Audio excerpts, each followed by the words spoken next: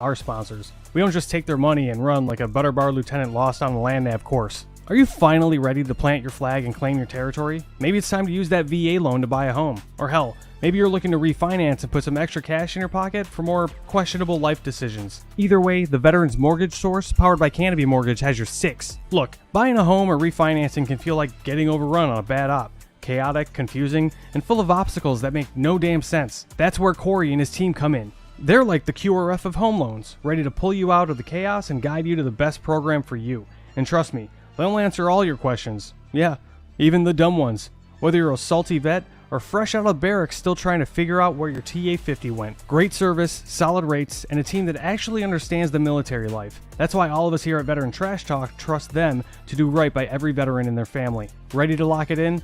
Give Corey a call or shoot him a text at 808-699-7874. That's 808-699-7874. Don't wait. Unless you like overpaying and getting treated like an FNG. The Veterans Mortgage Source is powered by Canopy Mortgage, LLC. All loans are subject to credit and property approval.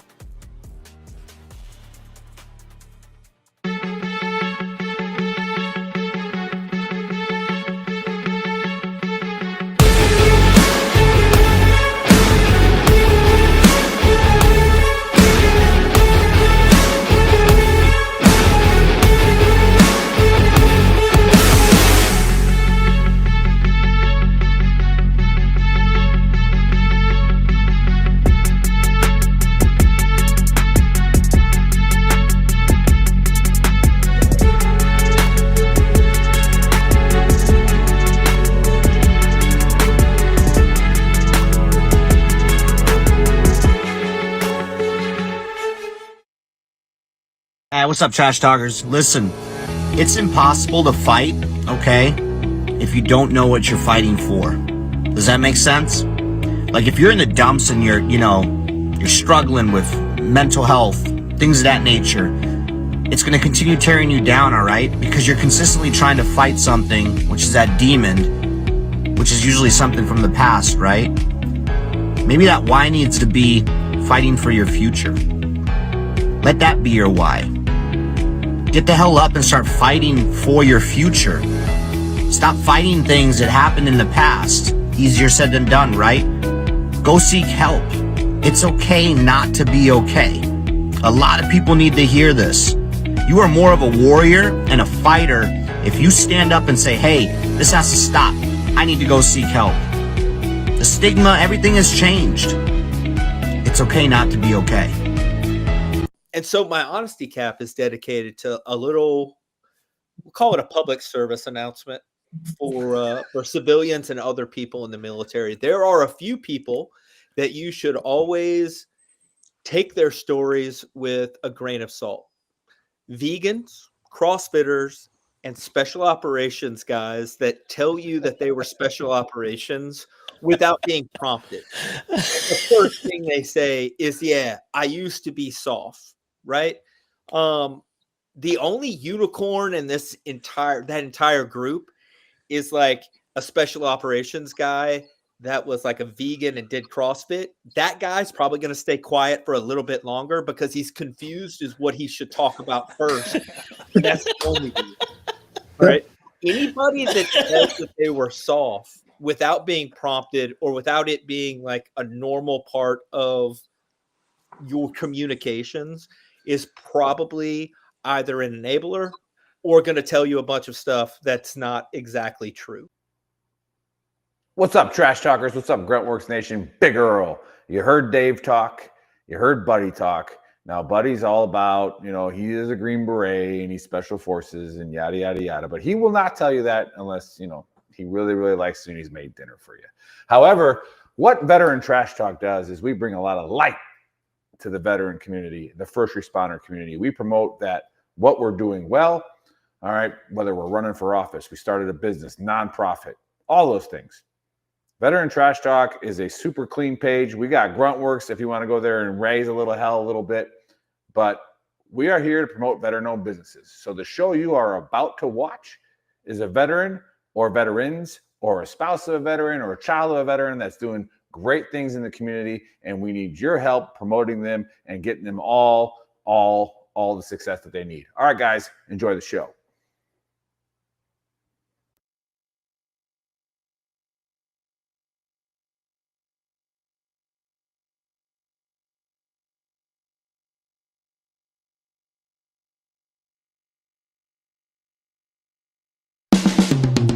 This is the Veteran Trash Talk Hour, hosted by Nick, Dave, and Buddy. Real warriors making fun of other real warriors. Try to not get triggered.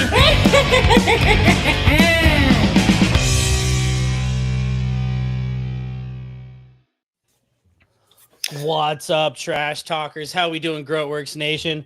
I know I'm not as pretty as the face, man. It is the baker. They let me out of the cave.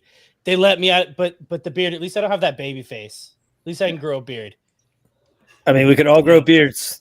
No, you know what Dave else can grow beards? Vaginas. Dave can't. They can grow beards. Dave can't. Yeah. And they take a pounding. They're tough. So, joined today by the big girl and Buddy, who is coming from us abroad. How's everybody doing? Doing awesome. Yeah, I just flew in from Fort Sill this morning, hanging out with old Sergeant Major Pearson and the Baird man, Colonel Baird. Big shout out to them. They raised over $300K in the AAR, and they took the W for the Army. So Nice. went out there and had some fun and celebrated with them. But yeah, other than that, freaking excited. There you go. Buddy, how you doing? Doing really well. Just trying not to catch a French accent. You know what I mean? But I'm good. I'm good. Been spending a lot of time over there. I mean, I've been here for a week. That's about a little over a week. It's been fun. It doesn't have anything to do in Tennessee. So We'll get more into it when we get into the honesty cap. But France is not a bad place. Yeah. Yeah. So it's good. welcoming our guests as well, a bunch of retired NCOs who we'll get into that in a little bit. Buddy, why don't you hit us with that honesty cap? Yeah, so especially now in social media, you see a bunch of people that complain, like hate the United. They live in America, they hate America. And I will tell you, as somebody who travels quite a bit, I travel quite a bit abroad. Like this year, I've been, of course, to France, Spain, Egypt, a few other places. And I will tell you that more people need to get out of the United States and do a little something that we used to call in dive school Equipment Appreciation Day, where they take away one of your fins or like your mask, and then they make you swim around and get yelled at and beat up underwater so that you appreciate having two fins and a mask. We don't like people in the United States, bitch. I'm in France right now. It's a first world country. They've been here a long time, longer than us. In fact, without them, arguably, there might not have been a us. We repaid it back. Not a big deal. We gave it back. We paid it back. We're good. But they don't have air conditioning in most places here. Like that one over there, that's a new unit. Just got put in because of me. I'm not gonna lie. Because I was like, nah, son, I'm not coming if you ain't got air conditioning. Like, people bitch and whine and moan. Like, it's hot here. It's hot. Like, it's warm outside. But I was reminded of a first sergeant that I once had that said that in a weird West Virginia accent, like, you got to get acclimatized out there. You got to get out in the sun and understand that you're going to be hot. It's just hot. It's just part of it. You just got to be out there in it. And I think that Americans, like we've had it so good for so long. Like every building, like there's dog houses that have air conditioning. Everything's like, and we complain about everything. Like, we have so much fresh water, we poop in it. We poop in the fresh water. There are countries in the world where they kill each other for fresh water. We poop in it. Just take a big old deuce right in the fresh water. Flush it on down. Don't even care. That's how good we have it. We are living in the best time, in the best place, and we're still miserable. It's because we haven't gotten out and seen that some people, like, we're bitching about, like, I'm a vegan. I only eat vegan protein. And you have the option of what type of protein. People are eating whatever slower than they are in like 90% of the countries in the world. What did you eat tonight? Something that didn't move very fast. That is what's on the menu. and some spices, a lot of spices. You know why other countries have super spicy food? Because it's rotten. Because most of it was rotten. They want to hide it. They just cook it really well and then put a bunch of seasoning on it. Boom. That's how you get Indian food, guys. That's where it comes from. You can look it up. That's on Google. Just Google it. I'm canceling the reservation Yeah, today. like that's how it. That's okay. But Buddy's now- point, we have health codes in the United States. You're going to get good food. Now we have healthy, clean food, and we're just eating it because we like the spices of what was rotted food at one point. We're like, oh, I want to go harken back to the olden days when I might, in fact, die of eating this chicken. Not anymore. Not anymore. There was a person here, like a few days ago, I was listening to the news. A kid died of foodborne illness, and they had to close down a bunch of butcher shops. I almost said it in French. My bad. I almost said boucherie. They almost had to close a bunch of boucherie. That's the things I know in French is actually the boulangerie, because that's where you get bread, and boucherie, because that's where you get meat. And that's really all you need. Anywho, but yeah, a kid died here from getting sick from food. When's the last time you heard ABC News talking about, other than Chipotle? We already know that's why they put seasonings on it. But anyway, honesty cap, get out of the States, go to other countries, see how the other half live, and then come back. You'll be so much happier. So much happier. Not because you got out and you're worldly, but because you're back where your house can be 68 degrees in July in Austin, Texas. Yeah. No, that actually goes really well in my book of world, but we'll give the guests a take on that. What do you guys think? Hey, I'm near Austin, Texas, so I agree. Yeah. It's hot here. Yes. I tell you, I do quite a bit of traveling myself, and I just came back from France down there, right? And, I'm like, hey, give me a Coke, right? And the Coke is like 25 centiliters, and it was like €4.30. Yeah. And I'm like, what? Yeah. I mean, and don't ask for that ice. makes me appreciate. You ain't get no glass That's in right. that. Glass, by the way, is ice. And that makes me appreciate 7-Eleven and the big gulp, Everything's big here, man. It's just like, holy crap, 99 cents, man. I can go ahead and just drink Coke all day long. Wine's cheaper. And it's just like, and you're right. You're right about the air conditioner. They have that sucker regulator. I'm like, man, it's hot, and it's just like the food, the food, people rave about the food from all over the place, but man, there's so much I can take of that stuff. I mean, I know you've probably been up there to Italy, right? There's nothing up there but pasta and sauce. They don't believe in protein. And I have no idea how they're not overweight. And I'm thinking, well, I tell you, I was out. I will say that they're not overweight, possibly because they can't just go get a big gulp for like 99 cents. So that is true. And I do miss. I got to walk up the mountain to the restaurant. Because here you're also, like, hey, the rotten food just runs right through you. You don't have a chance to absorb it. I'd really like to get something cold to drink, and they're like, "Do you want a beer?" And I'm like, "No, just water. Can I just get like ice water? Do you have that?" No, we have room temperature water if you want that. Like nothing quenches your thirst in the gym like some. I was in piss warm water. I was in my 18th day, man, and I was just like, "Hey, man, I got to go to McDonald's, man." Oh yeah. I mean, I have enough.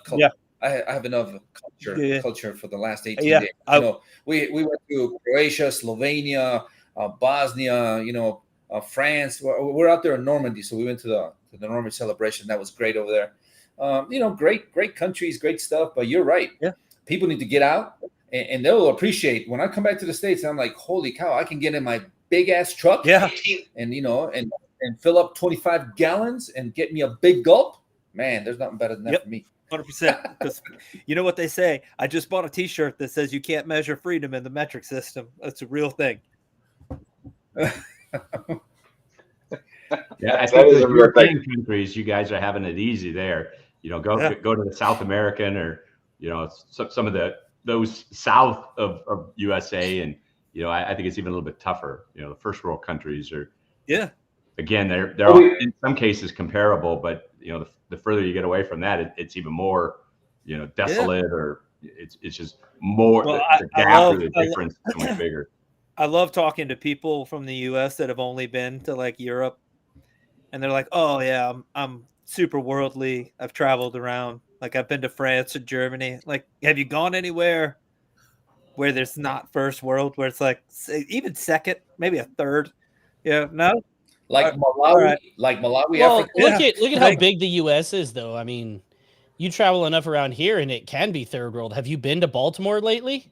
Yeah. Well, Nick and I were in St. Louis. I'm pretty sure Jersey, we were does third that world where count? we went to.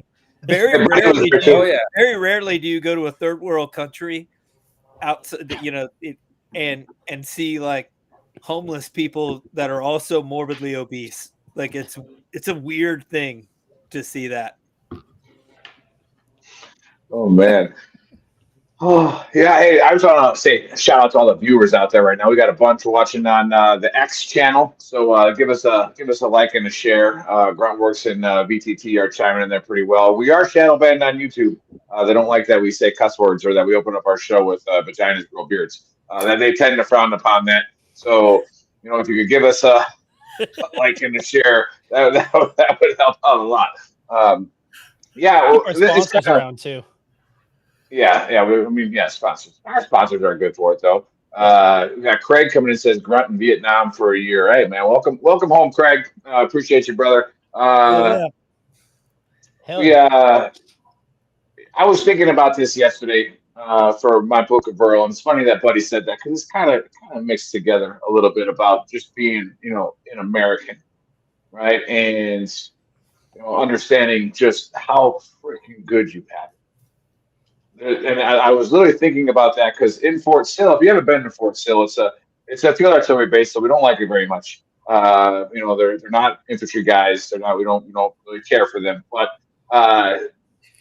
you got Geronimo's cell there, right? You have the Comanches, the Apaches, the Kiowas, and they're very prevalent there still, right? And there's a lot you can learn from just talking to the people there, walking around. But they had a festival, Freedom Fest last night that, Old Sergeant Major Pearson and the Baird Man launched off and did the pump up for it. And, it puts a little bit, I don't know about you guys, but, July 4th is coming up. That's why I wear my shirt. So it's a pretty simple book of Earl I usually say around this time of the year. And it's kind of what stemmed the book of Earl, chapter 1, verse 1, a quick being a trigger pansy. All right. With fireworks. Okay. Oh. All right. All right, none of you watching this show, probably only 3 people alive that were in the Ardennes who were getting shelled by 88s for like 3 months straight, right? Like fireworks are okay, all right, and don't be that triggered pansy that ruins it all for all the veterans out there. I'm like, are you okay with these fireworks, Nick? I'm like, shit, fucking launch them all, bro, right? Like it's like I don't understand how you can have a hot dog and a big gulp for one in one hand, right? Fireworks going off, and you're like, oh my god, I'm in Iraq. Nick, weren't you blown up and you don't have an issue with them? I don't remember getting blown up, so I don't know. But it's that's a good part. But what I was getting prideful about, what I was thinking about was, I want you to take a step back, and I want you to think about the late 1600s, 1700s, all right, of how tough people were. Right, to think about, and men and women, right? Like the man's got to go out and gather, got to go do stuff. That woman's got to, take care of the house. That woman, and when we say take care of the house, it ain't vacuuming, right? It's farming and sometimes fighting, right? And and doing what you have to do. They were survivors, and there was an idea, and I get it. You can do the woke revisionist history and talk about things that happened back then that weren't good. Of course, things that happened back then that weren't good. But there was an idea that really, really tough dudes fought for, and women, right? They fought for it. And if you look in the short relative time of history, where we are now, exactly what Buddy just said. We are in one of the best times that a human being, if you're in America, you could live in. Go somewhere else and look. This is what I want you guys to think about on July 4th. All right. And I just want you to think about, how far we've come as a nation. But again, think about how easy you have it. And even me, I'm getting soft. I put on like 10 pounds in the last 2 weeks. I haven't worked out. Right. I ain't ready to go fight nobody right now. Right. Why? Because I have the ability to get lazy. All right. America provides me the ability to get lazy. Now it'll make me sick in a little bit. I'll go work out again. It's pissing me off. But Like, no, enjoy what you have. Be proud of being an American. All right. And yes, it is patriotic to not agree with some of the things that are happening. That's true. But be proud that you're in the greatest country in the world. All right. And then let's go to the veterans. All right. And I'm going to get mad at Dave, who's on vacation, because, you know, he got all triggered and did that whole thing that I hate where don't ever start out a sentence as a veteran. Ugh. All right. Because I don't speak for Juan. I don't speak for Buddy. All right. So if I have an opinion about something, this is about Big Earl. Right. It's not because I served in the fucking army. All right. Because I served in the army does not somehow make me a geopolitical expert on Iran. Right. Like, not even close. So July 4th, I want you to send them. Send the fireworks. Blow them up. All right. And if you're one of those veterans, and Buddy said this a couple years ago, that doesn't like fireworks, all right, they got these things now. They're earbuds. Earbuds. Put them in. Put in Rage Against the Machine, you un-American piece of crap, on July 4th, right? And go to sleep. Okay? That's it. Well, hey, So, look, Big Earl. Oh, yeah, Dave, he's on vacation, tunes in. Well, Dave, are you down there in Mexico? As a veteran, I don't like what they're doing over there with ICE. I just like how he couldn't wait one more week till we all go on vacation to go on vacation. Had to start it early. Right. We do it the same time every year. It's not like it's sprung on him. Yeah. So again, those of you watching for the first time, the Book of Burrow, a lot of Buddy's honesty caps are how we get triggered usually, what triggers us, and then we talk about it. You know, so I just you know what, there were some really, really hard people that built this country. And they, yeah, of course, they did some things that would be very, very highly frowned upon today. But that being said, it's please somebody else take the mic from me. It's dishonest to look at history through the eyes of the present. Yeah. Right. You know, there were some people that did some bad things, but everybody did bad things to each other back Here then. comes the Austin P from Buddy. Yeah, that was that's how it worked. Like you took from the weak because they were weak, and that's how stronger people were made. Yeah. That being said, the other thing about the 4th of July fireworks thing, fireworks are in fact scary and annoying for a veteran on October 2nd. And at 7 o'clock at night when you're outside smoking a cigar. On September 28th. You know, when they aren't supposed to maybe be happening. on December 1st. But it's the 4th of July. Bitch, you know it's coming. Were you that fucking triggered by like when EOD blew stuff up and said, hey, it's noon, we're going to blow shit up on the fucking speaker, and then they like it exploded. You're like, oh my God, was that an IED? No, we cheered. We cheered when they blew them up. They were going to blow shit up at fucking in 5 minutes. It's been 5 minutes. They blew it up. You can't be scared by something you know is coming. That's dumb. That would be like every time, like, oh, I was on my 50th jump. I was so scared because I was going to go out of the plane. You've done it 50 other times. You know exactly what's about to happen. Shut up. Jump out of the plane. Or don't. And just get in the back. Sit there with the porta potty cleaner guy that's going to take off the vomit or whatever. Go away. Stop talking. So as far as the starting a sentence as a veteran, the guy that checked my ID card when I went into the chow hall, he's a veteran too. He never stepped out of the wire, but he's a veteran. Like the guy that never deployed, also a veteran. So, you know, it's like autism. It's on a spectrum. Some people got it real bad. Some people don't. Nick, here's a question. As a veteran who never deployed, do they have McDonald's, 7-Elevens, Quickie Marts in Baghdad and Iraq and in Afghanistan? Well, not after General McChrystal got rid of all of them, that son of a bitch. Right? Because Because last time I checked, they're, you're here. You can look down the street and see a grocery store. They don't have that there. You're not getting shelled. You're not getting bombed. Yeah. Again, we're talking about the bro vets, right? The bro vets that just like they'll sit here and tell you how situational where they are, and then can't handle July 4th. Like, yeah. Well, the other thing that I've noticed about July 4th is that there's not a whole lot of shrapnel from the 4th of July. I don't know. You ever had those things rain down on you or go off when they weren't supposed to? Yeah, well, that's an accident. Yeah. After a block party, you got all this, dunnage on the top of your roof. Yeah. Sitting up there. Exactly. Hey, man, I was like 12 lighting M80s. Yeah. You guys know Oh, what yeah. M80s are, right? And wait for the last second, go. You know what? Oh, You know what? you didn't have That Roman is a candle really fight, good you're wrong. point. You're not a real veteran scared of the 4th of July until you double stack sandbags on top of your house. That's when I'll say, all right, maybe. Like when you start Then you can be building triggered. bunkers, then I got you. Like Yeah, I might even go talk to your neighbors for you. Like, hey, this dude. Yeah, when you have to put more work into your gripe, then I'll maybe understand. When you're digging a fighting hole. Yeah, until you're getting AR-15s out and measuring width and Kevlars to measure like depth, then two Kevlars for a foxhole, right? I mean, two M16s, 2M16s, 7-8 Kevlars, and then armpit deep. Not a huge deal. Yeah. Don't forget the grenade sump. Oh yeah, the great stuff. we're gonna save you.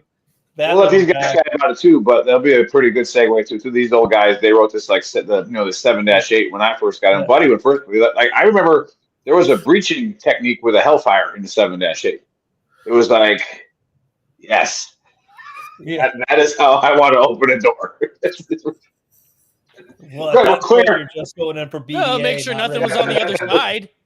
1 up, 2 up, 3. Yeah, we're all up, man. We didn't even go in. What do you guys think about the 4th of July? Yeah. Or what about the as a veteran? How many times have you caught yourself saying as a veteran? Like, oh, shit. I don't do that. Yeah. I don't either. No, I'm going to watch fireworks. Only Dave. Yeah.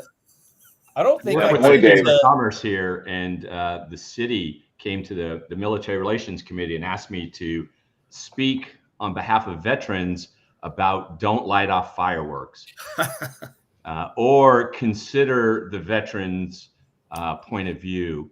And I told them, I said, I'll go on your in your PSA. I said, but that's not what I'm going to say. The average veteran is not, hunkering down, scared in their bedroom on 4th of July. This is the perception of, mental illness or, every veteran's got PTSD. So, the community thinks they're doing goodness for veterans when really, in a lot of cases, it's just overblown. Yeah, they're perpetuating BS is what they're perpetuating. I don't know a veteran, and I know a lot of veterans here, at least in my community, that's afraid of 4th of July. What about y'all? Do y'all know veterans who have complained of fears? I mean, obviously we have buddies who are dealing with things, but yeah, I don't know a veteran one.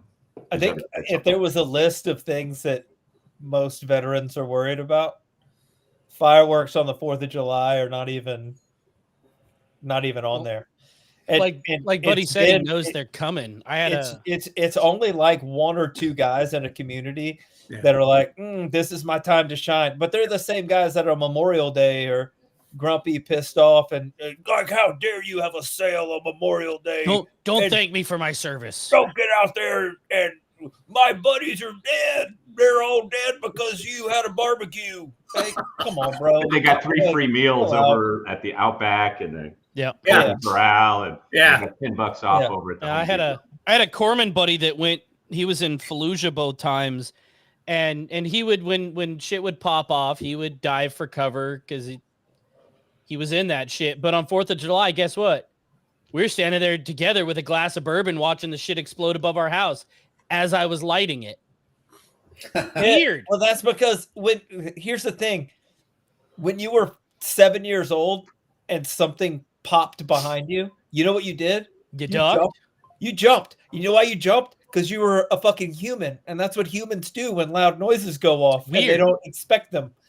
That's human nature. Hollywood's got a problem. The guy doesn't flinch when guns, when someone's shooting. It's like that's the guy that gets shot.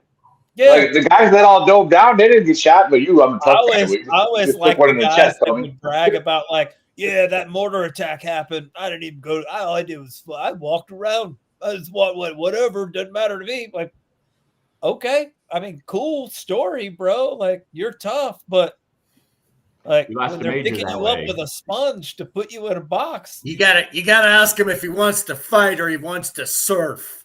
yeah, I don't start. Yeah. No, seriously, dude, I'm tough. Don't even worry about mortars, bro. Like, Yeah. I do. Oh, man. I Yeah. do. I have a. Yes, Actually, I have.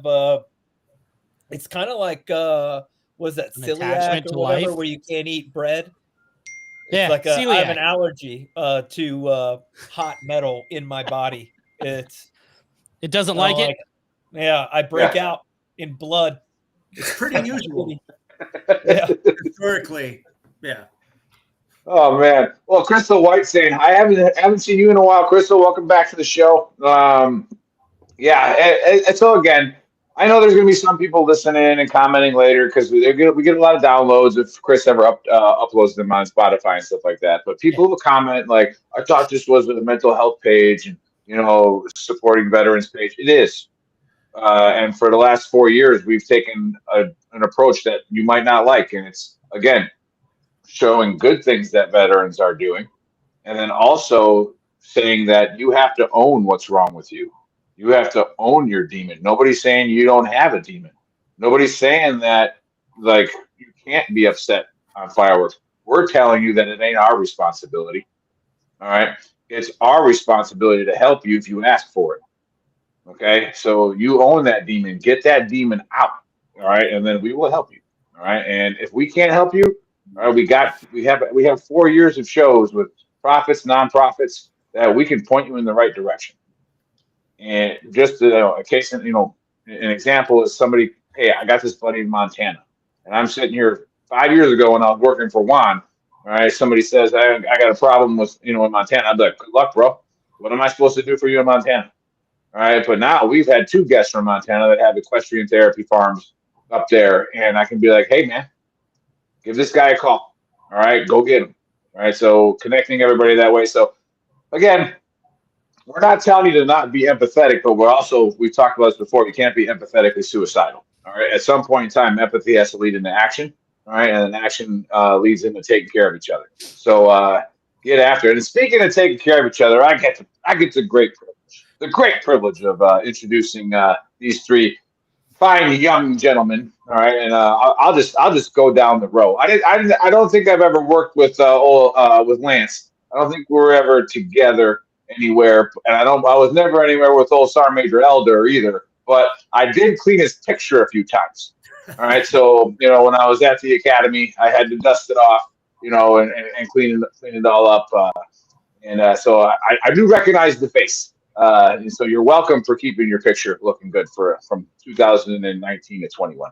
And then I graciously got fired from my position at the Nickel Co. because I was a absolute terrorist there. Couldn't stand what they were doing. And I wasn't supposed to be there for one. My position was supposed to be for an MP, and they gave it to an 11 Victor. So I'm sitting here like, why do you guys suck at this? All right, and then I get yelled at for saying you sucked. And I'm like, but they suck at it. And then then old Juan knows there was somebody there I didn't like, and we didn't get along, and he wanted to put his nose in things. But Juan stepped in, gave me a job, and let me retire with dignity.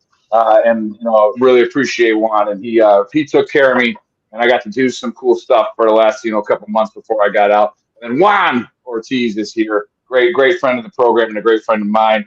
These are just, for some reason, they're going to start they have started a nonprofit to research maybe what they did wrong as leaders. Because if you didn't fix it while you were in, what are you going to do about it now? So, welcome to the Trash Talk Hour. Talk about IMNCO. What do you guys got going on? And yes, welcome to the Trash Talk Hour. Give it to him, Dan. Give it to him. Guys. Hey, IMNCO is you're right. It's a nonprofit think tank. There's a number of think tanks around the Army, in the Army. There's not one think tank that focuses exclusively on Army non-commissioned officers. So what are we all about? We're really about trying to help hold the integrity of the Army NCO Corps. There's a number of great enlisted leaders doing that in the Army. I get it, but think about it. I mean, holding the history, holding and guarding and fighting for the NCO Corps as a body outside the organization that doesn't have the bureaucracy, that doesn't have the restrictions. Non-commissioned officers follow the orders of the officers appointed above them, as they should, and I get it. And sometimes there's things that happen in the Army that that NCOs, whether they agree with them or not, when their boss says shut up and color, they salute and they do an about face and go execute. And so sometimes, somebody and I'm not saying NCOs don't disagree with their boss, but they mostly do it behind closed doors. And when we lose the arguments, we still have to execute. However, some decisions like what we see happening in across the Army these days, there's decisions being made. Our point is we got to take our fair share. But when the NCO Corps suffers more than the rest of the other cohorts, somebody needs to be able to step up outside of the institution and not only talk about it, but we need to talk with intelligence, and we need to be able to talk with something to back up our gut instinct or what our heart or head tells us. And so where do you get that? Where do you get data-driven decisions from? You've got to have data. Who's collecting NCO-specific data? So that's really what we want to do is we want to, one, be a part of the dialogue. Two, we want to be able to represent the NCO Corps from outside the structure. And in that speak, we want to kind of influence policy. And then we want to help represent Army non-commissioned officers. We're not a club. You don't have to pay any dues. You're part of IMNCO by being a current, former, or future NCO. And that's really what we're about. We're not here to raise money. We're here to raise awareness. So that's us in a nutshell. There's 5 of us on the team, plus a board of 3, and I'm a part of the board. Lance here is our executive director. Juan's one of our fellows. And then we've got a Department of Education, which is led by Matt Lord, former infantryman. We've got the Department of Outreach, led by a former tanker and cavalryman, Phil Jandro. Ooh. And then we've got a research department, which is led by Dr. David Littoral, former Army Command Sergeant Major Medic. So we got this group behind us of former NCOs that kind of help guide, participate, help us with the research. We're coming from 5 years of doing it in a professional capacity. What we want to do is unfortunately, it's a for-profit capacity. And we think that tinges the work that we're doing. Some people think, hey, we're doing this for personal gain. So we're converting, we started this nonprofit IMNCO, Institute for Advanced Non-Commissioned Officer Professional Development. It's a mouthful, that's why we're IMNCO. And we're moving into a totally, nonprofit 501c3, and that's what we are now. So thanks for inviting us, guys. All right, if I can add to that, and just going back to Nick and Buddy, and think about your career, right? And the professional military education that you attended, was it the optimal thing? Were you there at times when you were thinking about it and there was a transition in leadership and then they brought up an idea? So what I look at it is because I spent a lot of time at the NCO and PME, that every 3 years when there's a change of NCO leadership, they got new ideas, right? Or they reinvent the wheel. So we never get things to fruition if we're working on something that perhaps is going to take longer than 3 years or things of that nature. And Nick, maybe you were still around when we're doing the whole the step deal, right? So we were doing the step deal, and the Army, they were backtracking because they had some issues. Well, there's some place where IMNCO could be of help, because we could have helped done some analytics on how best to use the step process, because it definitely did not work the way it was designed to, and now we're back to being suspended, or things of like how do we work with non-conventional forces, the special forces over here, and to kind of marry up and do some like items of equipment when we do that. And I find it that you have in the NCO Corps, you have probably 3 levels, right? You have the Sergeant Major of the Army, the TREDX Sergeant Major, and the NCO Corps Sergeant Major when it comes to leader development, and that's not counting the COEs where all the MOS stuff goes on. And if you look at it, it's just like it kind of just keeps rolling and reinventing, and we really don't have a continuity of an advocate that said, hey, we started this program 3 years ago, it's a good thing, and everybody gets buy-in, and and you continue that buy-in into the next leadership. And so that's what interested me, that because I've been there, is like, and this frustration every 3 years, we're like, okay, now we're doing what?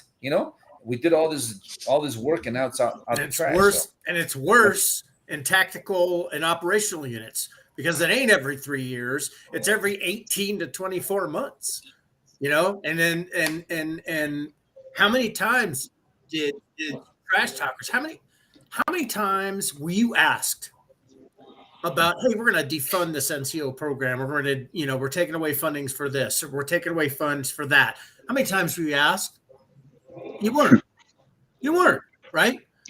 We're 50% of the Army, half, right? 50% of the Army, and we're disregarding it for the 20% of the Army that's making these decisions, right? And so if we can do anything, we can do research on things that say, you know what? The Nickel Co. has been operating on damn near the same budget for the last 15 years. They're still getting the job done. Down, man. It's going way down. Yeah. So they're getting the job done. And why are they getting the job done? Because we don't quit and we always accomplish the mission, right? But they're doing everything on a shoestring, right? So there's got to be some help. And we want to be able to look from the outside, right? Nobody's funding us there. Nobody's, we want to be able to look from the outside and say, you know what, that's a pretty damn ugly baby right there, and we need to do some cosmetic surgery or some real surgery on this to make something better. Can I say back in my day? Yeah. So back in my day, we were debating at the Sergeant Major of the Army's Senior Enlisted Council about having land navigation right now in BLC. So what y'all think? Do we need land nav in BLC? A lens added compass, pace count. I mean, are the satellites getting shot out of the air? Are we at risk? So with that, I would say that the problem with it is not that. To be honest with you, we spent so much time in the GWAT, and we spent so much time cutting corners because we were going from deployment to deployment to deployment. We took for granted that the people that were below us understood how to be leaders from the leaders that we had train us in the late 90s and early 2000s. And there's been a degradation of just regular leadership ability throughout the entire Army. And to me, I work with soldiers almost every day, and I see it almost every day. And the entire Army needs a maintenance refit and needs to go back to basics. And the reason why they probably need to pull out a lens-added compass and a protractor and a map is not so much because the satellites are going to get shot out of the sky. It's because they didn't get it when they were in basic training. They didn't get it when they were in their regular unit. They didn't get it anywhere else. And it's kind of like when the first time I went to JRTC and we went to a fob, and they're like, well, that's what everybody's using is fobs. Okay, that's great. But if you know how to use a patrol base, you know how to take over a patrol base, you know how to set an alert plan, you know how to do the 5 priorities of work, you know how to, make an indirect fire plan and a plan to evacuate a patrol base. If you could dodge a wrench, you can dodge a ball. If you can do a patrol base, you can do a fob. If you can land nav with a map and a compass, then land naving with a GPS is easy work, right? But they don't have what I've seen in working with the units that I've been working with is they don't have a basic foundation in normal, what we would refer to as field craft. They have no field craft at all. They've got tents now. Nobody sets them up in any type of tactical, like just throw your tent wherever the fuck you want to put it. You know, they've got the unit that I'm working with has a brand new rifle and a brand new machine gun with a $15,000 optic on it that gives them a computed aim point for their or for every target that they're shooting. They're still hitting 20 out of 40. The reason they're still hitting 20 out of 40 is because they have zero fundamentals in the 5 basic fundamentals of rifle marksmanship. You could put Carlos Hathcock, you could strap him on top of an M7, and if you're jerking the trigger, you're still going to miss.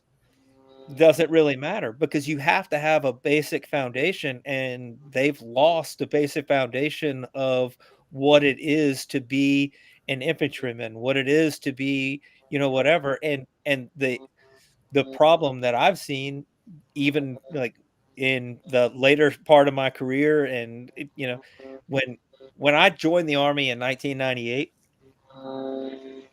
until mid 2000s, it was very common to see the sergeant major for the battalion walk down and talk to privates and specialists and ask them questions about their weapon system. And if they didn't know the answer, they went and found their team leader and they got chewed out for not teaching them. I don't remember the last time. I've been working in Fort Campbell for the last 2 years and going to every range. I may have seen 3 platoon sergeants at all of their ranges total. I may have seen I've never seen a sergeant major out there. Not anything that wasn't a super big, like everybody in the Army is showing up to look at these weapon systems. Never seen a sergeant major.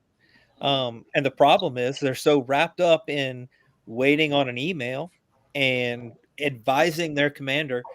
Like, you guys are all sergeant majors. When's the last time you saw a fucking officer make a decision at a meeting? Never.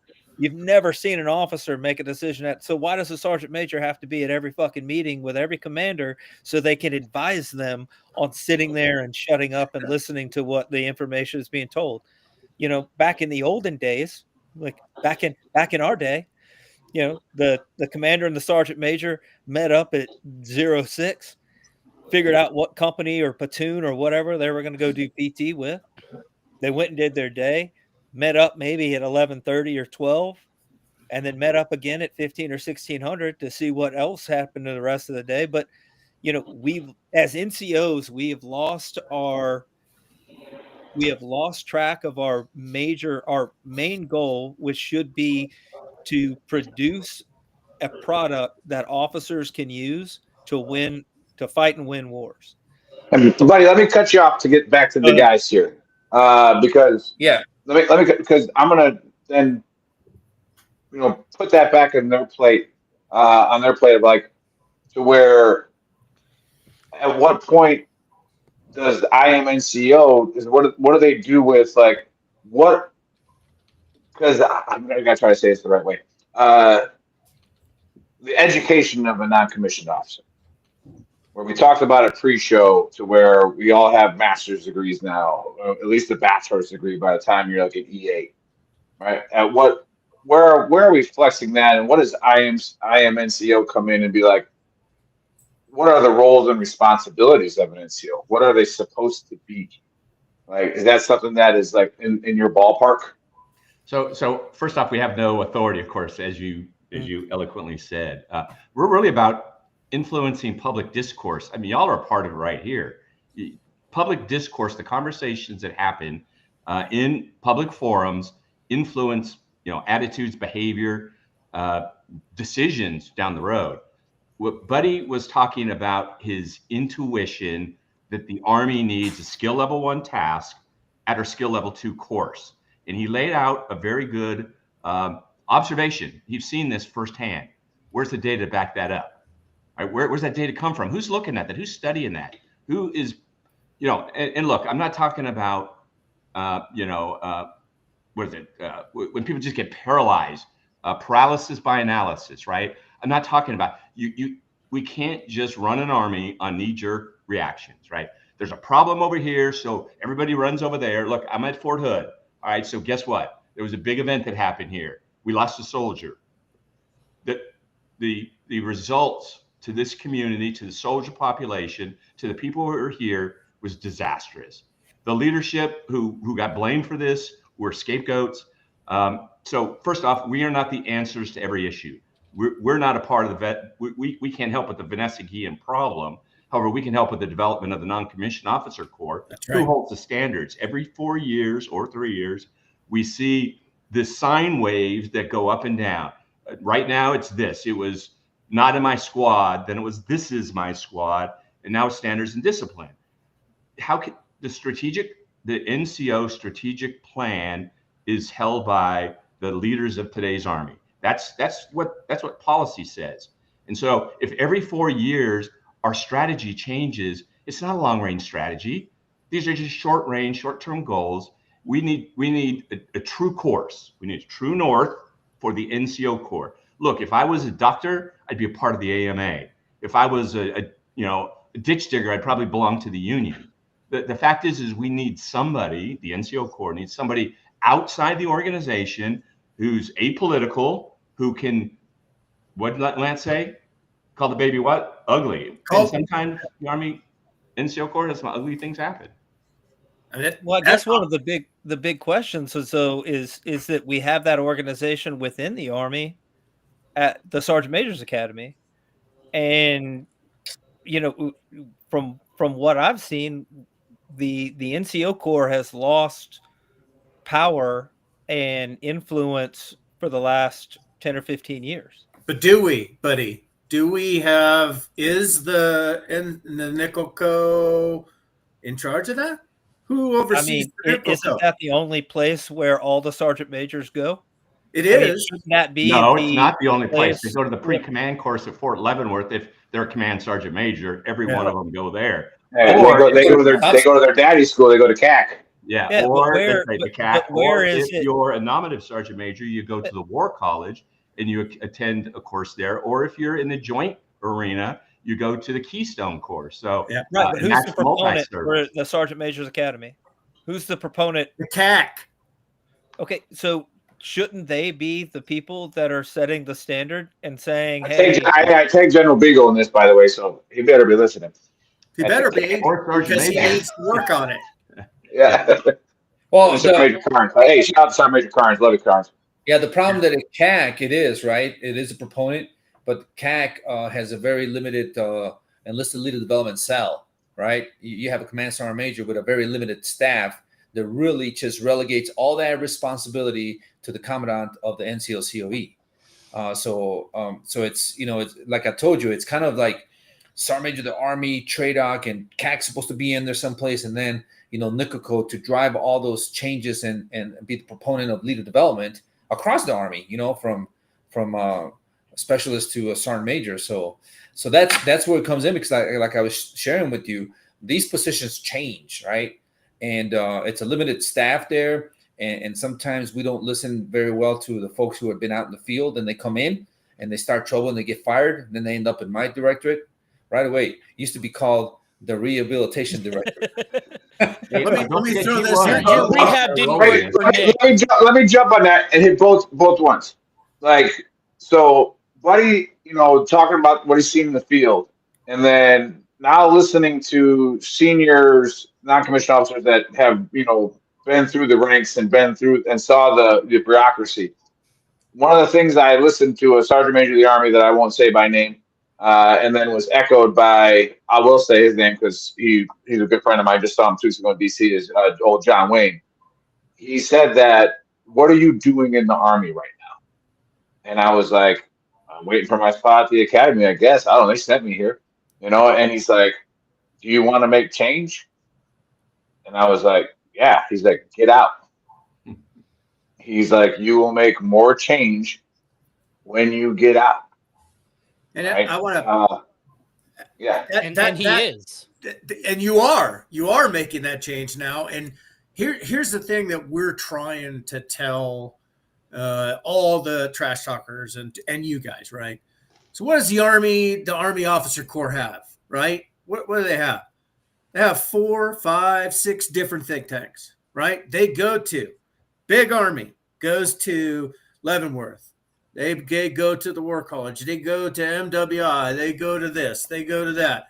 Where is this for NCOs? It isn't. It's in the barracks. That's right. You're right. You're right. It's in the barracks. It used to be And the we NCO know squad. how that goes generally, regularly. So what we're trying to do is we're trying to do some top cover, and we're trying to do some research, and we're trying to say that as 50% of the Army, and Dan says this every time we talk, as 50% of the Army, we're not asking for 50% of the budget. We're not asking for 50% of this or that. We're just asking for our fair share, right? We're just asking if you're going to cut Nickel Co.'s ability to literally work by cutting millions of dollars from their budget, what are you cutting from the Combined Arms Center? What are you cutting from the War College? What are you cutting from the education systems West Point? What are you doing there? And we think that on a big scale, not a small scale. And buddy, you're talking about something that's near and dear to my heart. I think the other thing that you need to saying that we're 50% of the Army is great, but what that 50% fails to capture is that while we're 50% of the Army, we carry 90% of the like we're carrying the load. That's right. You know, we're doing the work. You're an officer. You do your right. high speed college. You come in, you do your platoon leader time, you go to staff. No, you may do company command time.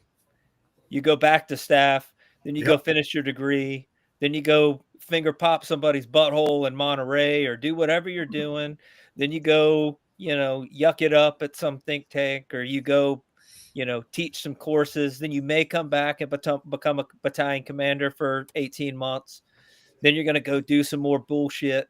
And at the end of the day, they may have a 25, 30 year career where they spend 5 years, 10 years at most.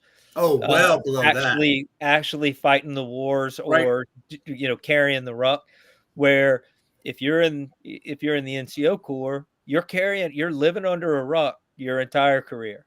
That's right. Even when you're a sergeant major, all the good ones I know, we're still living under a ruck. That's right. And still out with the dudes, making sure that things were happening and things were going correctly. That's right. So, I think that just saying, we're 50% of the Army, it's kind of, you're not capturing the fact that we're 50% of the Army doing 90% of the work, and you're cutting everything that we need to give you the. You gotta copyright that, buddy. I'm writing it down. It's too late. You said it. You said it.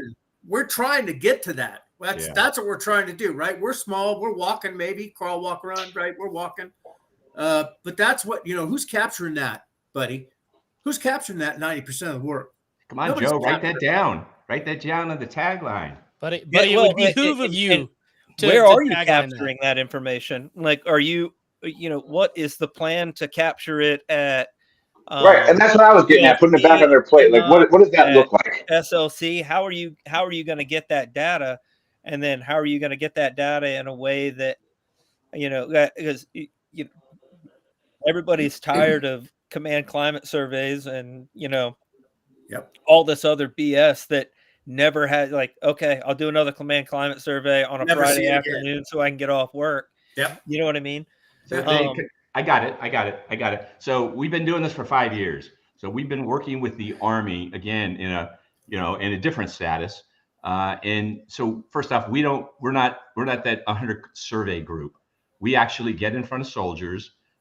We do our homework first. We don't just go in and just bullshit and say what's going on. We work through an academic process. Now, we're not necessarily the academics. We're the operational guys, and we work with the academic community who doesn't speak the language because they've never served. We help shape the way that they're going to interact with soldiers, which is much different than anybody else has done. So much so that we have a utility patent on the approach that we're taking. It's different than any of the other research communities. It was tested in the 90s. Luckily, I was a part of that test.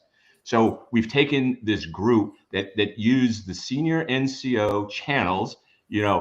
Sergeant Major handshake goes a long way. And so seriously, though, we work with the serving sergeants majors to get access to the right kind of soldiers, to workshop through small series of conversations that we bring groups together of all different, warfighting functions, backgrounds, MOSs, and we ask them some targeted questions based on different issues. We've provided. So what do we do with it? Hey, it's a good thing to study. We've been creating products that are going back to the field. That training guides that are not trade-off. Look, I was a drill sergeant, so we modulated through entire program on how to regurgitate, vomit up words. This is a whole different approach to training. We helped create something called Talk Like a Leader that became a part of PME through Project Athena, and they're teaching NCOs how to talk with soldiers. They're doing it at the drill sergeant school. So we're not just studying to study. We're creating techniques, TTPs, on ways that NCOs can get after being more professional, doing their job better, being more lethal. We're not the lethality guys. We're the leader development. We work in the leader development domain, the human domain. And the last thing I'll say is the Army G1. You asked who the proponent is. The Army G1 is the human resources, and leader development belongs to, guess who? The Army G1 for policy. For execution, the proponent for the Army is the Nickel Co. For many of the NCO tasks, but some of the basic tasks, Fort Benning, now they have a lot of responsibility for, soldier level tasks. And shout out to Project Athena and Juan and old Hildebrand. Rolled out, baby. There you go. I saw the founder, Bill Smolak here, or really creator of the Battle Staff course here. He's in here, old school. Billy, don't get Buddy started on Battle Staff for NCO. Don't even think about it. This guy is a legend. We don't have the time for that. In here, man. Hall of Famer right there. But let me tell you something, right? Deep So breath, today buddy. is Bill Smolak's 57th wedding anniversary, Nice. right? And he's having a little soiree, and so he's on here because he's a proponent of this stuff, and he pops that message up. Don't forget. And I'm thinking, did I have a conversation? I'm supposed to bring something up. So then I text him, don't forget what? And you saw it up there, the boil. Right there. Don't forget the boil. Hey, but if I can bring up another point about IMNCO, and and you guys know, like, who remembers history, right? Who tells history? History is told by those who write about it, right? Those who write about it. And we have a challenge in the NCO Corps of NCOs writing articles about their experiences, or good techniques, or good programs, or those kind of things. And Dan, if you want to talk a little bit about Substack and the fellowship program that NCOs have the opportunity to be part of, to write and make a difference. That's what it is. We just don't want to be on some show or on some website and everybody just complains about stuff, because you got a lot of NCOs that's like, hey man, if you're going to provide a challenge, or you don't like something, come up with some solutions. And and Nick, I guarantee you that, and I was never that guy that would shut down the better ways. You know what I mean? Like, and that's part of the reason that they did not care too much about you, is that you brought a new breath of fresh air on how to do things efficiently and effectively, and not by some folks that get stuck. In order to be effective in this business, NCO business, you got to stay current and relevant on what's going on in the Army. And I tell you, I'm one of those guys. So kudos to you on that, because I saw that. I was like, you want to give me Nick? Bring him on over here. It's okay. We'll work this Project Athena, or whatever it is, analytics, or whatever it is that and I believe in that. And true talent over there. And we lost a good soldier when he said, hey, I'm leaving. But anyway, I'll turn it back to Dan and talk a little bit about Substack and the fellowship writing program. Yeah, hey, thanks. So one of the problems with the history of the NCO, besides Sergeant Audie Murphy or made up Sergeant Morales, Sergeant York, who do we, those within our circle we know, but think back over history. One of the problems, if you want to call it a problem, is many of the Army NCO heroes were commissioned, and they were commissioned because we didn't take care of the NCO Corps back in the early days. The NCO Corps didn't professionalize until after the Vietnam War. So the Army's 250 years old, and we barely have any history beyond about 60 or 70 years. So one of the problems is we don't have good records. We don't have a history of the non-commissioned officer, and all the great NCOs have gone in the past because nobody had really, there weren't even books really written about, except for a few hero individuals. So that's a part of what we want to do is we want to keep the essence of what an NCO is, and it can't be something that waxes and wanes as we get different leaders in. Again, nothing wrong with the direction any leader's taken us, but we really need kind of, you've got to kind of have this gold standard you measure everything up against. And so like in weights and measures, you've got like this golden weight, which is the true weight of everything that's measured against it. So we need some, an organization, I think, to capture that. Juan's talking about another way that we communicate, Substack. We run a blog basically, and so we kind of talk about some of the topics that are going on. We also need the field. We need veterans. We need those who are maybe working already on studies or research for the NCOs to share with a broader population. So we've got right now over at imnco.org, we're recruiting for some research fellows, and it's a 1 year long volunteer program where you during your studies you contribute some of the work that you're working on that we can help cross promote. So we really want to kind of be a part of that public discourse. We want to be talking about things that are important to NCOs. We don't want to be a bunch of whiners. We don't want to be complaining about the Army. We want to be, we want to be cordial. We want to work closely with the NCO Corps. We're doing that now. We're just going to take it from a for-profit version to a non-profit and get rid of some of the stigma that just a bunch of old guys trying to, pad their wallets. And stop sending the climate surveys out. If you're going to do a survey, put a survey out that asks a specific question, and we have those questions and have developed those questions. And then have somebody actually look at it that does the work, i.e. the NCOs, right? Or crazy story, instead of sending out a survey, go down and talk to people. And that's what we do. But then again, I'm trying to be fair, yeah. I'm trying to get fair, they have to have that. Like, circle back, right? So that's exactly how we do the research. We don't send out a survey. We go there, we talk to the non-commissioned officers, we get all the context around the discussion. We gather all. We got a 5-pound brain there. We got a PhD there from Army research or from something like that.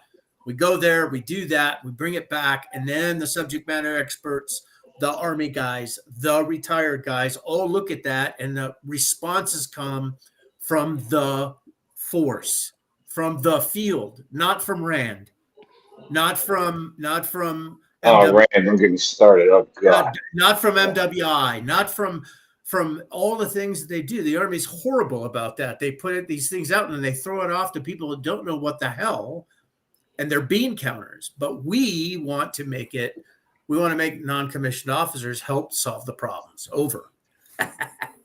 Yeah, no, I like that. And then I put the website on there. So anybody listening later or downloading this later, imnco.substack.com. That's correct. Or should I put a different one out there? That's right? Good. That's a good one. Down there. Go there if you want to volunteer. If you want to, like we always say at Veteran Trash Talk, when it comes to, being your brother's keeper is, are you going to put skin in the game? Are you going to sit there and complain about it, or are you going to put skin in the game? And what are you going to do? I want to open it up. Like, I don't know how much time you guys have. I love this conversation, so I could stay on a little bit longer. But I would say if anybody listening that wants to write, what would you ask? What would you want IMNCO to find out? What would you want them to find out? What would you want them to fix? What would you want them to define? Something that I have that I've always been curious about, which got me in the biggest trouble when I was taking meeting minutes, right, for the first time in my life with old Sergeant Major Henry and all these other guys sitting around the table with retired Sergeant Majors, and I'm sitting there like rolling my eyes, and Henry's looking at me. He's like, "What's your problem?" I'm like, "Are you fucking kidding me? This is what we're gonna do at ALC? Like this is what, like, this is how I know why when I get my staff sergeant back, I'm like, dude, I got to retrain you again. Like, you ain't bringing none of that bullshit here, right?" And so. But then again, that's, we talked about it earlier. Instead of just complaining about it, whining about it, what I always looked at it is I was an infantry guy, so what's the doctrinal definition? Because I think the goal of an NCO isn't to make sergeant major, right? I think the goal is to make first sergeant, right? Sergeant major is more of a commitment to where like you really want to be that, right? But realistically, making E8 really, really achievable for most of the infantry if they stay in, right? What's the doctrinal definition of a infantry first sergeant? He's the senior tactical advisor to the company commander and the lead trainer. So through my NCOES, and I'm never going to say get rid of education, get rid of writing. Like people got mad at like writing APA style or writing college level papers. Like, why do I got to do that? I just shoot rounds down range, right? For NCOES, instead of writing a paper on the Battle of Cantonay, right, in APA style, how about I write APA style paper on the range of all artillery systems and how they're applied? Because God forbid I'm a first sergeant and they say, hey, you'll probably be the DO and you're going to get 155s and you're going to get 120s from battalion, right? Like, and then you're supposed to be that senior tactical advisor to your commander, but you have no clue what the range of those weapon systems are.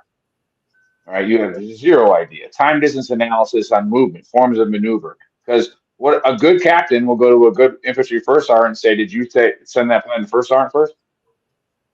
And the lieutenant's will be like, no. Like, go give that to first sergeant. Well, what training has first sergeant had to look at a plan for a company maneuver that can be like, no, yeah, this checks. This is what we're supposed to do. So that's something that I would say, like, hey, what are we doing with?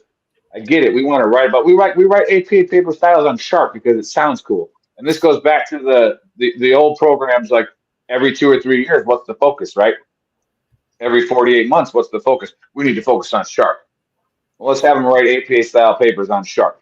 Wow. Sweet.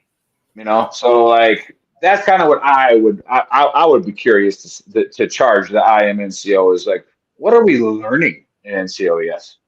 Like, let me give you some thoughts on that, please. I'm sure Juan will jump in. So again, this is coming from part of my gig is I study the history of the NCO Corps. So sometimes we have a viewpoint of our career, and even if we stay connected afterwards. But when you go back and look at where the NCO education system came from, we didn't have one for the longest time. And when it first started, it was 5 levels. And so now we're down to 3. But if you really start counting BLC, ALC, SLC, MLC, SMC, again, we get back to 5 levels, right? Here's the point, is old guys like us would spend a lot of time in Army schools. And when you look back at the end of your career as an infantryman, you probably didn't have a lot of time to go to college. And so you find now you don't have the job skills or the expectation that civilian marketplace is looking for. So we said, you know what, that's bullshit. We had to go through all of this training.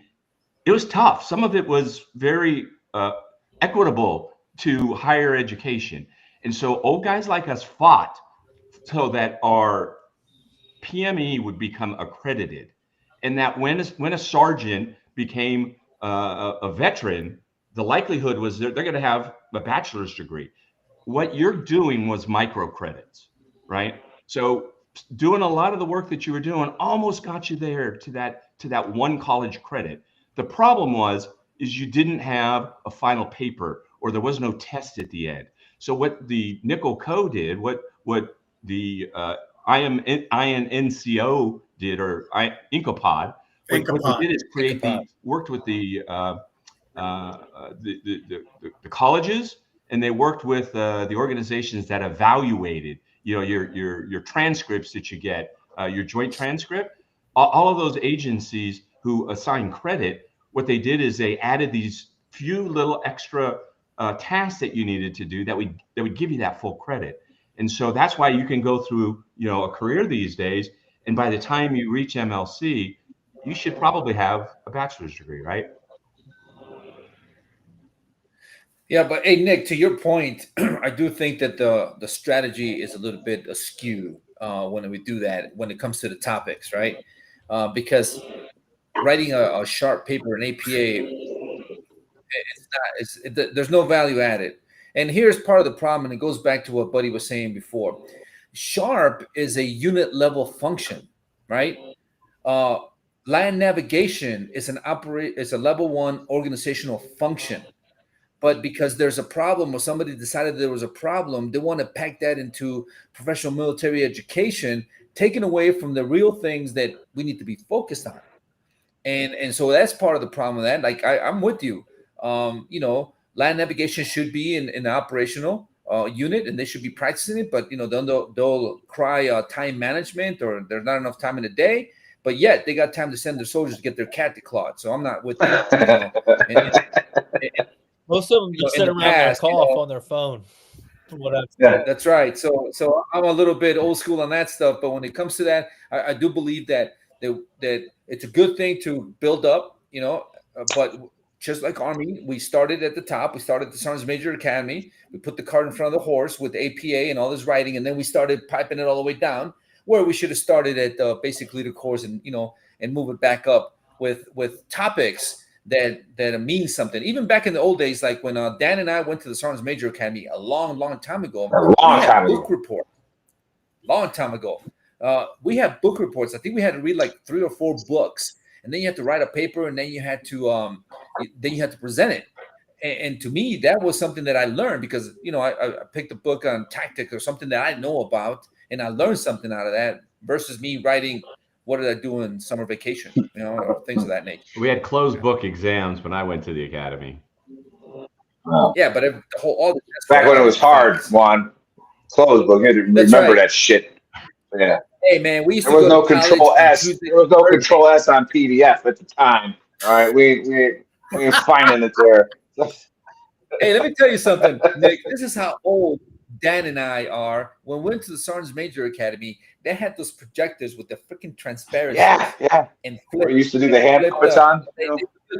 Yes, and they used to flip the little card over the lamp to shut it off. You remember? So we trained on something called Harvard Graphics. Now you all use the PowerPoint thing. So yes, yeah. Well, hey, buddy, what would you task IMNCO with?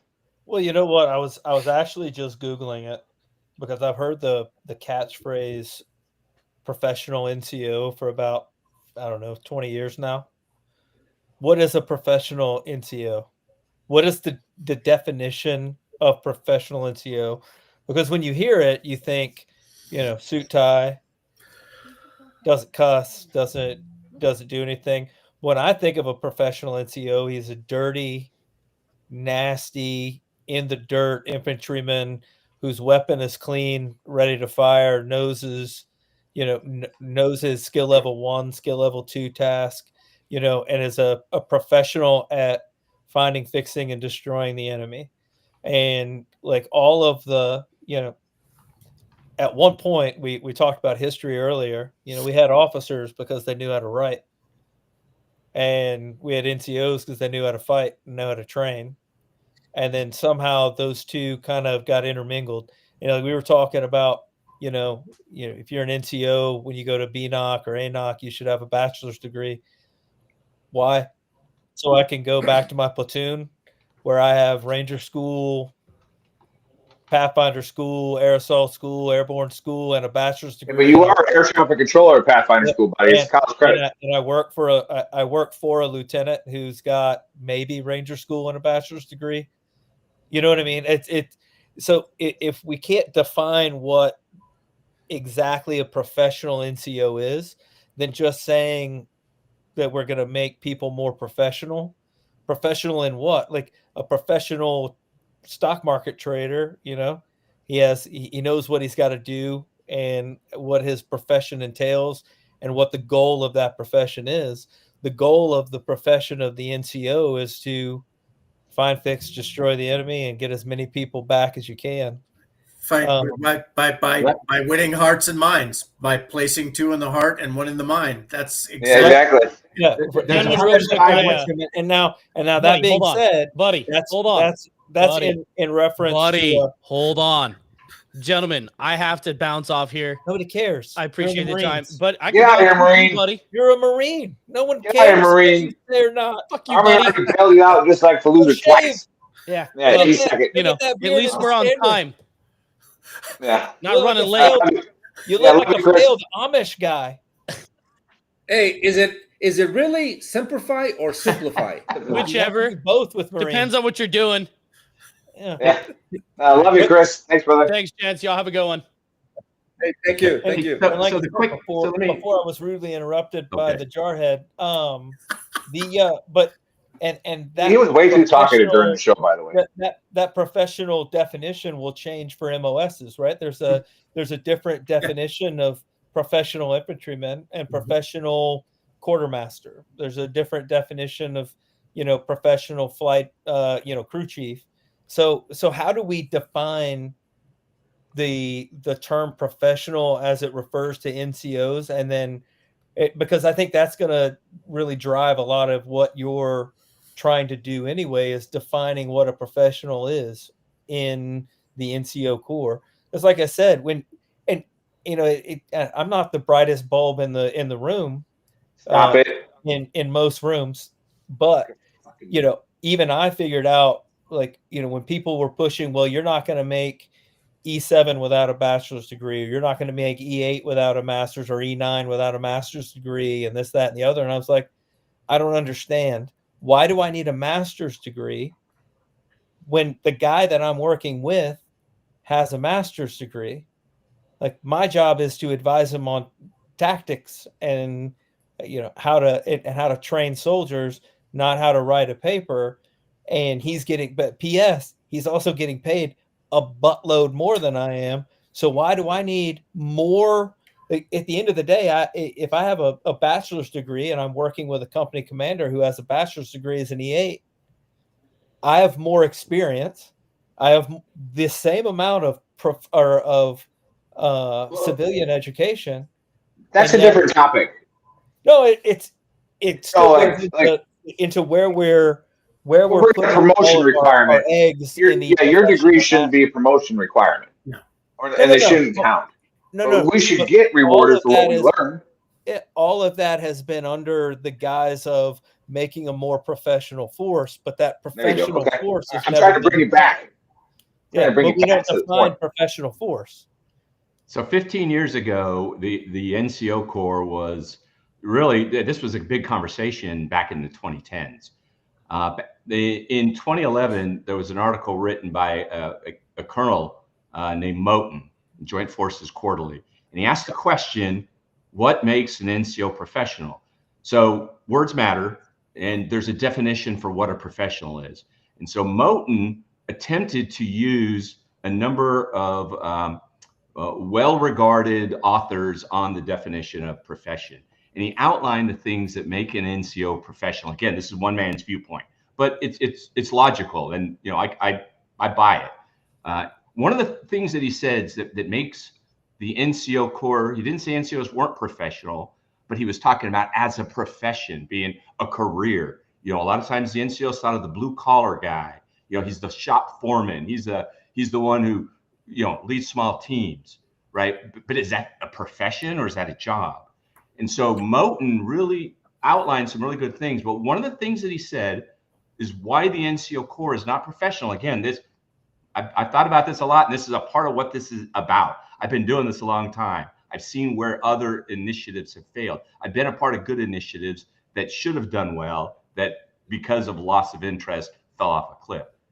What was missing is there was not an existing body of knowledge. There was not a caretaker of the body of knowledge for the NCO Corps. Outside there. Well, he even said, no, there's schools, there's PME. This was before Nickel Co. existed, but he said there at the time in 2011 there was no body that kept the organizational knowledge. And even though you can say Nickel Co. does that, it moves with the winds of change. And what they were doing a year ago that was important, and a lot of energy went into, and there were some smart people there who did some smart things.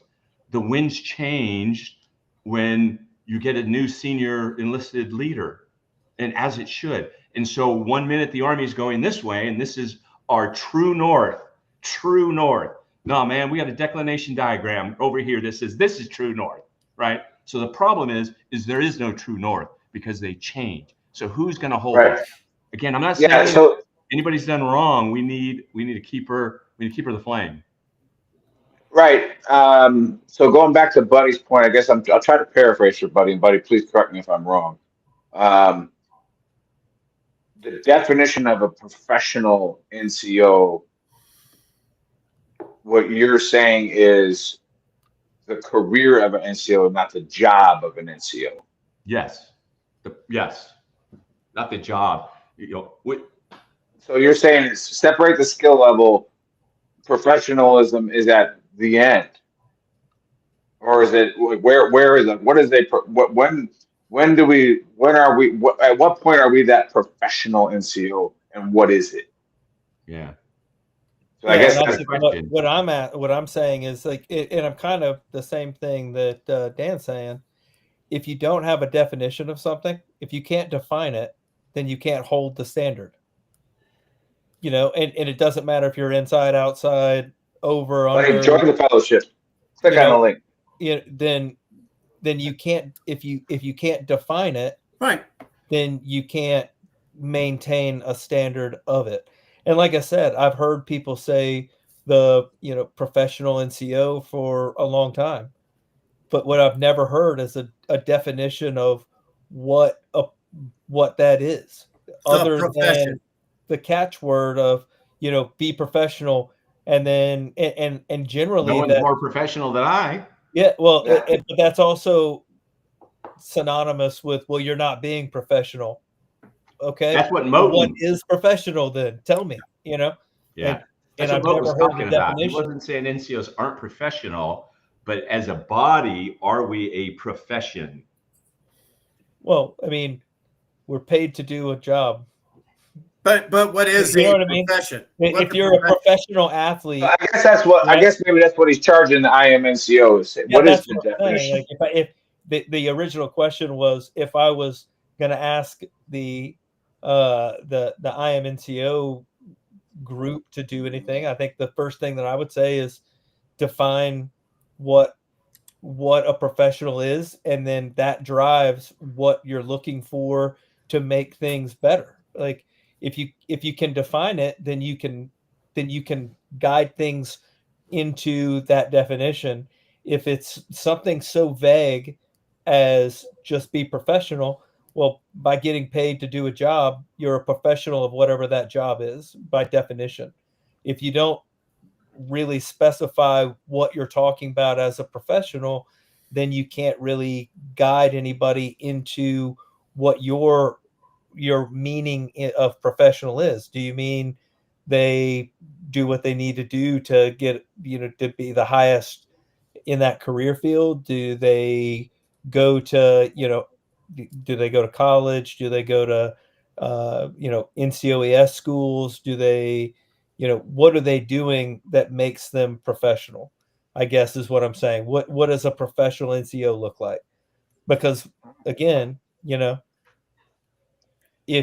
might have to have these guys on. We might have to have these guys on again. Sure. Yeah. Well, what I'm saying is like just like Dan was saying, whenever you change leadership, the next person can have whatever definition he wants. So it leads itself to. But if you have a standard and you're like, nope, that's not what the regulation says. That's not what the definition says. That's why we have regulations to avoid the change of commands. Right. Want to do stupid shit. Regulations do what? They define things. They guide things. I love your passion, buddy. I love it. Yeah. I do. I mean, that's what we need. We need people to ask the questions. I mean, we need people to question the questions. I mean, I think we're a profession because we do something that the American people can't do themselves.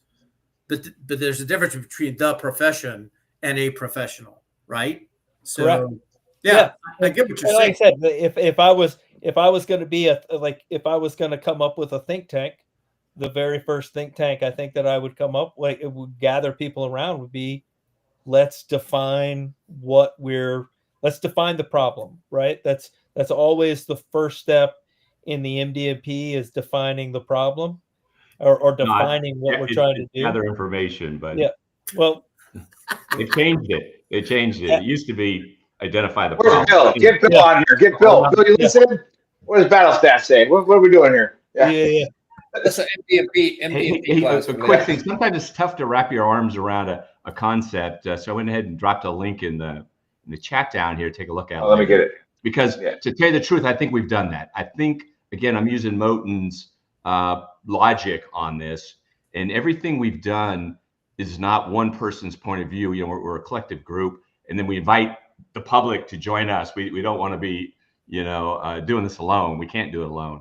And so, we have some thoughts on that. We have some academic viewpoints on this, and I think it's a starting point. We've got our top 10 issues that we're working on that we want to try to study and provide data behind. You can find them on IMNCO. You can find them on our Substack. The fact is first off, we're not the answer to every problem in the Army. We only focus particularly on NCOs, and we think end to end of the NCO Corps. For the minute you're inducted in the NCO Corps until you're a soldier for life. And so we think of that spectrum. And it's all MOSs, it's all career fields, it's all branches. It's the motley crew of the Army NCO Corps. And so, again, we're not saying we've got all the answers. We got to study a lot of stuff still. We hope to be able to provide data to Army leaders who can make informed decisions. But we need to study, and we need people to help us with that. And again, as a nonprofit, we need a few advocates. For sure. Yeah. No, and again, for nonprofits, if you're, again, that's part of putting skin in the game. If I want to be a fellow and do some research and donate my time, absolutely go do it. If I don't want to donate my time, but I like the mission, go to the website. I'll let you guys plug it, and then donate to them. Say, hey, here's some money. Go figure this shit out for me, right? And we got plenty of NCOs because and Buddy might not like this, but we talked about a pre-show when he was trying to find his computer.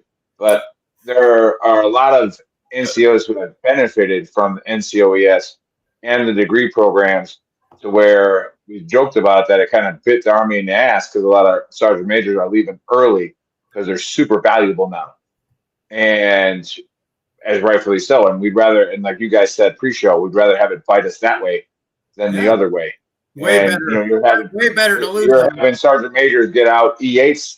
I'm one of them. Get out with a master's degree from UTEP, the Yale of the Southwest, as we say, right? Get a master's degree from UTEP, and you're valuable when you get out. Like, hey, here's a $150,000 job, right? You're not doing range control. You're going out and competing in the corporate world. So, I appreciate you guys coming on. I appreciate your leadership.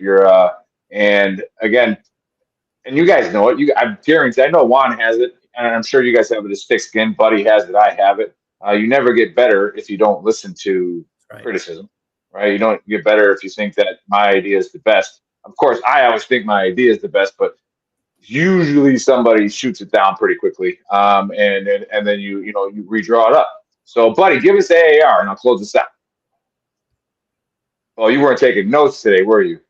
Bad NCO. Not AAR is pretty simple. You weren't taking meeting minutes. I was reading the article by Colonel Moten. Anyway, anywho, you learned today. First things first, you need to get out of the country. Go experience life in other countries. That way, you can appreciate the life that you have in the greatest country on the whole planet, the U.S. of A. And then Big Earl's honesty cap. You're a veteran, and you're using your veteran status as some type of virtue signal and/or your trump card as to why you're right. Just because you have an opinion and you happen to have been in the military, you're probably wrong. 4th of July is coming up, so don't be that guy that's worried about firecrackers because you once heard an explosion in the distance when you were traveling down Route Tampa. It's going to be all right. It's the 4th of July. It comes the same time every year, right after the 3rd, right before the 5th. People fire fireworks. Probably going to do it on the 2nd, 3rd, 4th, 5th, 6th. So So to put your big boy panties on and get ready to hear some stuff blow up. And also check out IMNCO at imncosubstack.com. Is Substack just the writing portion or? Yeah. Yes, it is. You can get more information at imnco.org. Okay, so you can just go to imnco.org. The technical the expertise that is Big Earl just put up the Substack, but I was listening, so I knew it was just the writing part. Anywho, put some skin in the game. Get with imnco.org, and the only way to fix it is to like all of the sergeant majors have just said, is to collect the data, define the problem, and then try to figure out how to get it fixed, whether it's inside or outside or where it happens. At the end of the day, we owe it to the younger soldiers enlisted and NCOs to help fix the problem, not just bitch about how it was better when we were in the Army than it is now. Also, before I end it, big shout out to Grimaldi and Captain Roof. They're listening to the show, and old Jimmy Bates. They're probably all waiting for a pig or something. No idea. But anyway, that's it. Go ahead. All right, love it. Hey, okay, so I'll go from my screen, from top to bottom. We'll start with Juan. Juan, last words. Hey, listen, I'm retired but not expired. You know what I mean? I'm in the game for business, for veterans, or to help, to assist. I'm here. I'm pretty active on social media, so I don't post a lot of nonsense stuff. But I'm with Buddy, man. I'm going to continue to travel and appreciate America, and I love it. Absolutely. All right, Lance. America. Think about nailed it. Think about it. Think about it. Thanks. All right, and then the legend, Dan, cleaned his picture for 2 years. Legend in my own mind. Hey, first off, I really appreciate you guys inviting us on. You talked about just a moment ago about receiving feedback, which is really, I mean, we wouldn't be doing this podcast or any other podcast if we weren't, literally throwing ourselves open to ridicule. What the hell are you doing? The Army's gone 250 years. We ain't need this shit before. What are you going to study? We don't need that. So, first off, inviting us here, we're pretty appreciative about that. The next thing is I mean, your mission. That's one of the things where we're simplicado. We're both really trying to help, make things better. I've heard that, listen to some of your podcasts the last few weeks as we've been kind of preparing for this. You stand up and you say real things, and sometimes it hurts, but it's things that we need to talk about. So we're all working together to improve the areas that we're focusing on. You have your mission, and it's an important mission. Keep doing what you're doing. We're going to support you, and we hope you do the same. Keep an eye on what we're doing. Again, we're only trying to make things better for the Army, for the NCO Corps, for the NCOs that are still in the fight today, and that's really what we're committed to. And again, I got a bunch of volunteers who work really hard doing this, and sometimes you feel kind of you want to kick rocks because you do get a lot of criticism or just conversation that just kind of can put you down every now and then. But coming on a show like this and talking trash with you all has been a great time for me. So it's time been well spent. Thanks, guys. Awesome. Thank you. All right, I'll close this out. Usually Dave's job, but he's too busy drinking margaritas and pina coladas down in Playa del Cama or wherever that is. Place. I don't know. Yeah, he's the smart one. 1 week before we go on our vacation from the show. But hey, our big sponsor, again, Veterans Mortgage Source, powered by Canopy Mortgage. If you're going to refi, I'm a good friend with the CEO of that company. He was a young lieutenant that I was mentoring as an NCO, as an E7 at the time, then as a first sergeant. And so I know where he lives. If he doesn't come through on what he says, I will go beat him up. So scan that. And again, if he doesn't do what he wants or what you guys want, then let me know. And then PCS to Paradise. He lives in Hawaii. Part of that mentorship, I told them, I go, you young lieutenants need to get together, take out that stupid USAA loan that you get, and buy a bunch of property around here and make a ton of money. And they all did, and they're all still living there, and they're flipping homes now. So love those guys out there. So PCS of Paradise, if you move out there, get after it. And then, of course, a lot of my talk is brought to you by 10th Mountain Whiskey. All right, so go ahead and put in the code VTT, great sponsor of ours. And hey, loved having you guys on, and we'll have you on again, and we'll see you guys in a month.